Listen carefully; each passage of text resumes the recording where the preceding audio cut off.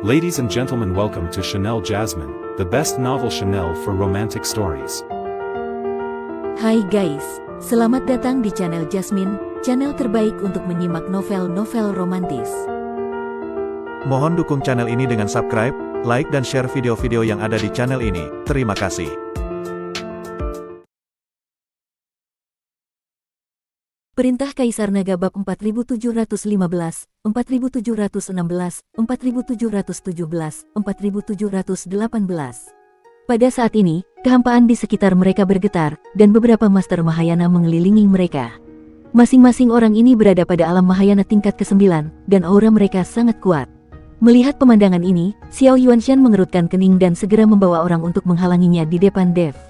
Xuan Bin dan Zhou Tang juga menunjukkan senjata mereka. Meskipun mereka berdua jelas bukan tandingan beberapa kultivator Mahayana tingkat 9 di sisi berlawanan, mereka baru saja mengikuti Dev dan sekarang mereka harus melakukan sesuatu untuk Dev. Terlepas dari apakah mereka bisa menang atau tidak, mereka harus terlebih dahulu menunjukkan sikap mereka.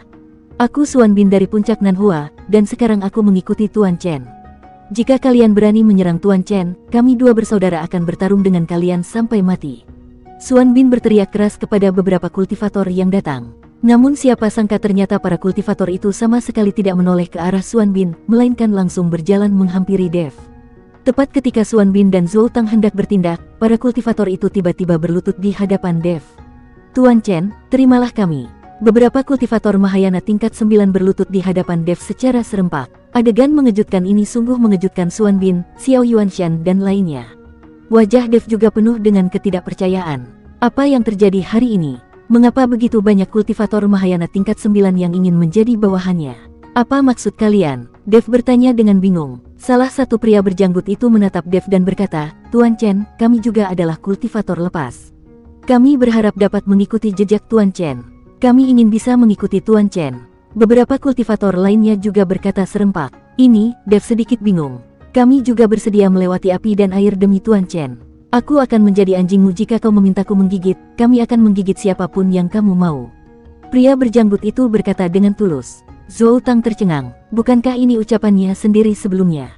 Kenapa orang ini bisa mempelajarinya secepat itu? Tuan Chen, begitu banyak kultivator Mahayana tingkat 9 yang ingin mengikutimu. Ini benar-benar hal yang patut dirayakan. Jika kamu merekrut orang-orang ini, kamu dapat menjelajahi dunia dengan bebas.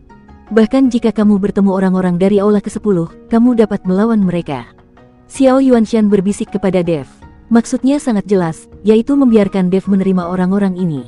Mereka semua adalah kultivator di alam Mahayana tingkat 9. Jika dipilih salah satu dari mereka secara acak, dan mereka semua lebih kuat dari Xiao Yuanshan. Dev mengangguk, karena seseorang telah datang sendiri ke pintunya, tidak ada alasan baginya untuk menolaknya. Para kultivator Mahayana tingkat 9 ini sungguh dapat banyak membantunya. Satu orang kultivator Mahayana tingkat 9 mungkin bukan masalah besar, tetapi dengan begitu banyak kultivator Mahayana tingkat 9, mereka tidak akan takut sama sekali bahkan jika mereka bertemu dengan seorang kultivator yang baru saja mencapai alam transformasi keabadian. Baiklah, aku akan menerima kalian, dan kalian akan mengikutiku mulai sekarang. Dev melambaikan tangannya dengan lembut dan berkata, Terima kasih, Tuan Chen. Setelah mengucapkan terima kasih, pria berjanggut itu berdiri bersama anak buahnya. Setelah para kultivator itu berdiri, mereka menatap Dev, membuat Dev sedikit takut. Tuan Chen, tampaknya kamu masih memiliki pesona yang kuat. Begitu banyak master yang mengikutimu. Sekarang kita memiliki begitu banyak master Mahayana tingkat 9, mengapa kita harus takut pada Aula ke-10? Jika ada orang dari Aula ke-10 yang datang, aku akan membunuhnya satu persatu. Jika dua orang datang, aku akan membunuh keduanya. Xuan Bin berkata dengan bersemangat. Sekarang banyak orang yang mengikuti Dev, ini adalah kekuatan yang cukup besar. Dev tersenyum tipis, dan hatinya sangat gembira. Tampaknya dia masih memiliki banyak pesona. Dunia ini ramai dengan orang karena keuntungan, dunia ini ramai dengan orang karena keuntungan. Tiba-tiba, Raja Iblis Awan Merah mengucapkan kata-kata ini. Senior, apa maksudmu? Tanya Dev bingung. Jangan tanya, kamu akan mengetahuinya sebentar lagi. Kata Raja Iblis Awan Merah dengan ekspresi yang mendalam di wajahnya. Dev tidak dapat menahan diri untuk tidak melengkungkan bibirnya ketika dia melihat ekspresi sok berkuasa dari Raja Iblis Awan Merah. Tuan Chen, kami mengikuti Tuan Chen. Apakah kamu punya hadiah untuk kami? Melihat Dev lambat berbicara, pria berjanggut itu membuka mulutnya dan bertanya. Oh, ya. Sembari bicara, Dev mengobrak-abrik cincin penyimpanannya, lalu mengeluarkan beberapa ramuan ajaib dan ramuan mujarab, lalu membagikannya kepada para kultivator Mahayana tingkat 9. Apakah hanya ini saja? Pria berjanggut itu jelas memperlihatkan ekspresi jijik di wajahnya. Dan semua orang juga tampak tidak senang. Ya, ramuan-ramuan ajaib ini juga tak ternilai harganya. Dev mengangguk. Tuan Chen, jika aku mengikutimu, bukankah aku juga akan mendapatkan 10.000 batu spiritual abadi? Pria berjanggut itu bertanya terus terang. Dev tertegun sejenak, lalu berkata, di mana aku bisa mendapatkan begitu banyak batu abadi untuk diberikan kepadamu? Sial, kenapa kau tidak memberitahuku sebelumnya bahwa kamu tidak memiliki batu abadi? Kamu telah membuang-buang waktu kami dan membuat kami bersujud padamu tanpa alasan. Pria berjanggut itu mengumpat karena tidak puas dan membuang semua ramuan di tangannya. Beberapa kultivator lainnya juga mengutuk, lalu berbalik dan pergi, dan segera menghilang. Melihat ini, Xuan Bin, Xiao Yuanshan dan yang lainnya semuanya tercengang. Dev sendiri juga bingung. Ketika dia menyadari apa yang terjadi, dia langsung berteriak, dasar bajingan. Sebelum Dev bisa menyelesaikan kata-katanya, pihak lainnya telah menghilang. Hahaha, pada saat ini, Raja Iblis Awan Merah tertawa terbahak-bahak. Baru saat itulah Dev mengerti apa yang dimaksud Raja Iblis Awan Merah sebelumnya. Tuan Chen, jangan terlalu marah. Orang-orang ini datang ke sini untuk mendapatkan batu abadi. Jelas mereka tidak ingin bergabung denganmu. Kami, dua bersaudara, juga mengenal cukup banyak orang, semuanya berada di alam Mahayana tingkat ke-9, yang dapat direkrut untuk Tuan Chen. Aku hanya tidak tahu berapa banyak batu abadi yang masih dimiliki Tuan Chen. Xuan Bin bertanya pada Dev. Apakah menurutmu 10.000 batu abadi terlalu sedikit? Dev bertanya dengan agak tidak senang. Tidak, Tuan Chen salah paham. 10.000 batu spiritual abadi benar-benar banyak bagi kami. Aku hanya ingin merekrut beberapa pengikut untuk Tuan Chen. Tuan Chen juga tahu bahwa bagi seorang kultivator di alam Mahayana tingkat 9, batu spiritual abadi adalah sumber daya kultivasi terbaik. Keinginan para kultivator Mahayana tingkat 9 untuk mendapatkan batu spiritual abadi bahkan lebih kuat daripada keinginan para kultivator transformasi keabadian. Lagi pula, dengan batu spiritual abadi, akan jauh lebih mudah untuk naik ke alam transformasi keabadian. Jika Tuan Chen masih memiliki batu abadi dan bersedia memberikannya, aku pasti bisa merekrut beberapa orang. Xuan Bin menjelaskan dengan tergesa-gesa. Sejujurnya, aku punya tambang batu abadi sendiri. Aku bisa mengambil batu abadi sebanyak yang aku mau. Jika orang-orang idiot tadi lebih tulus, batu abadi itu tidak akan ada habisnya.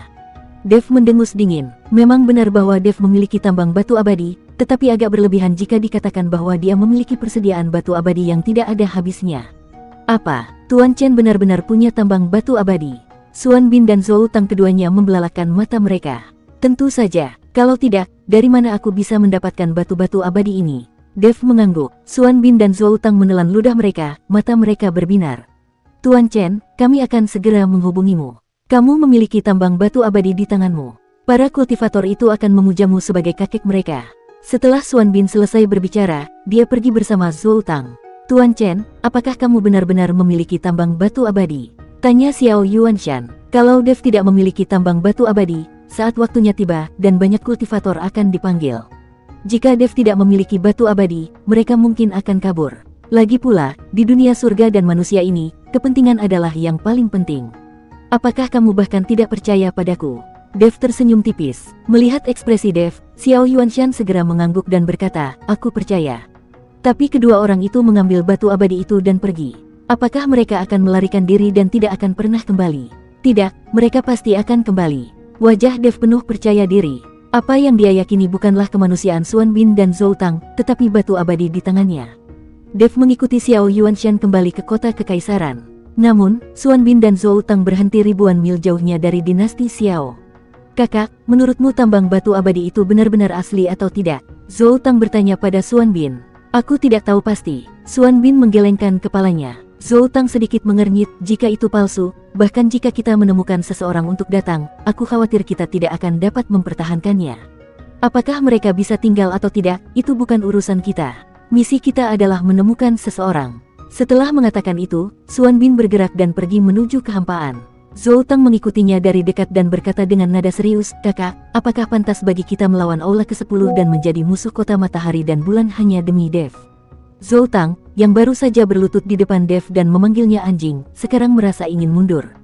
Bagaimanapun, mereka telah memperoleh 10.000 batu abadi, yang cukup bagi mereka untuk berlatih sebentar.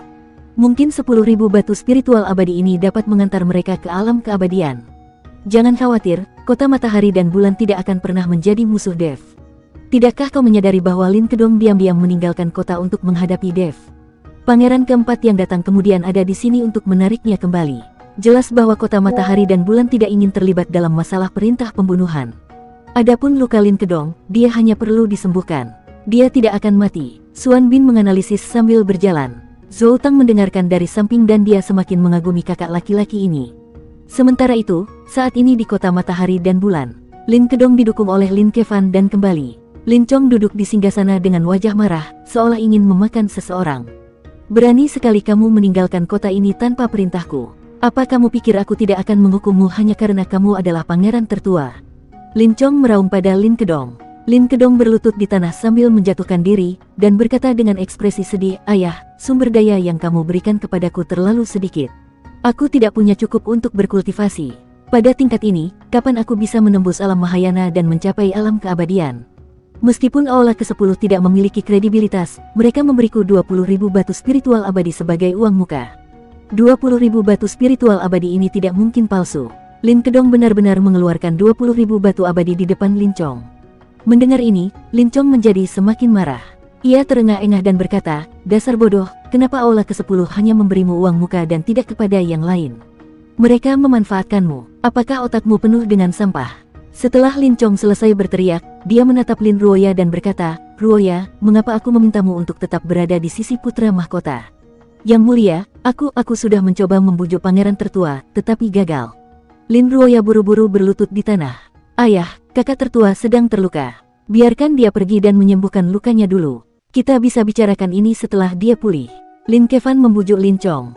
"Kevan, kamu mengatakan bahwa Dev hanya berada di alam Mahayana tingkat kedua?" Lin Chong bertanya. "Ya, dia berada di alam Mahayana tingkat kedua." Lin Kevan mengangguk. "Seorang kultivator alam Mahayana tingkat 2 benar-benar mengalahkan saudaramu, yang berada di puncak alam Mahayana, hingga mencapai kondisi seperti ini. Tampaknya anak ini cukup menarik. Kevan, jika kamu melawannya, berapa besar peluangmu untuk menang?" Lin Chong bertanya. Lin Kevan merenung sejenak, lalu mengulurkan jarinya.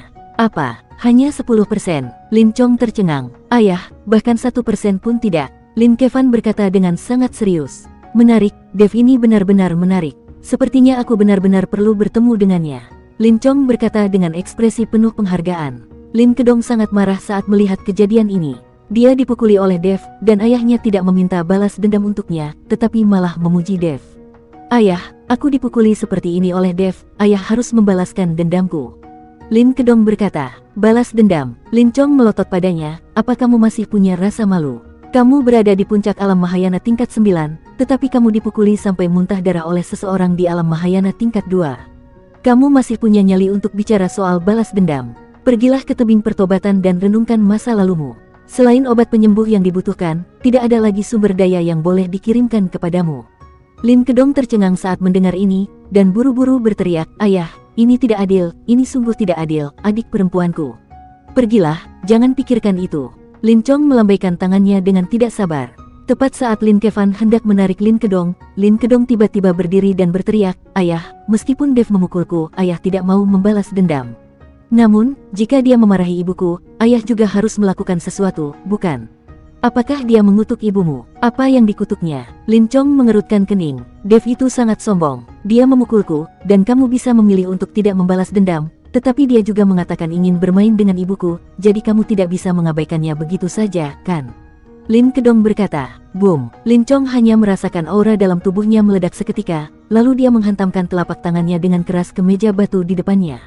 Meja batu itu berubah menjadi bubuk dan menghilang tanpa jejak. Beraninya dia mengatakan hal seperti itu. Lin Chong merasa sangat marah hingga tidak dapat berbicara. Dia terengah-engah dan berkata kepada Lin Kevan, "Kevan, bawa anak buahmu dan bawa Dev kepadaku segera." "Ayah, Dev." Lin Kevan ingin mengatakan sesuatu tapi disela oleh Lin Chong dengan nada marah. "Diamlah, aku memintamu untuk membawa orang, sekarang juga." Mata Lin Chong membelalak, dan dia hendak menyemburkan api. Melihat ini, Lin Kevan tidak berani mengatakan apa-apa dan segera berbalik dan pergi. Melihat ini, Lin Kedong tertawa. Dia tahu bahwa Dev pasti dalam masalah. Karena Lin Chong terkenal sangat mencintai istrinya, sekarang setelah Dev benar-benar mengucapkan kata-kata yang menghujat kepada istrinya, Lin Chong tidak akan pernah melepaskannya dengan mudah. Keluar, menatap Lin Kedong dengan ekspresi puas di wajahnya, Lin Chong berteriak, Tubuh Lin Kedong bergetar, dan kemudian, dengan bantuan Lin Ruoya, dia meninggalkan aula. Kaisar Lin, tenanglah, mungkin ada kesalahpahaman di sini. Pada saat ini, Pendeta Tao Wuji berjalan keluar dari belakang aula. Tuan, pria macam apa yang kamu temukan untuk Tinger? Dia sama sekali tidak punya sopan santun. Bahkan ibu mertuanya diinginkan bermain dengannya. Sungguh memalukan. Lin Chong begitu marah hingga dia terlalu malu untuk mengatakannya dengan lantang. Kaisar Lin, aku pikir meskipun Dev mengatakan ini, dia mungkin mengatakannya tanpa mengetahui kebenarannya. Aku harap Kaisar Lin akan berpikir dua kali. Tinger sekarang memikirkan Dev siang dan malam. Tolong jangan biarkan Tinger bersedih. Pendeta Tao Wuji menasihati Lin Chong agar tidak bertindak impulsif dan membunuh Dev. Meskipun Dev sekarang sangat kuat, bahkan seseorang yang berada di puncak alam Mahayana tingkat ke-9 bukanlah tandingannya. Namun, saat berhadapan dengan Lin Chong, dia masih seperti semut. Lin Chong bisa membunuh Dev dengan satu tangan.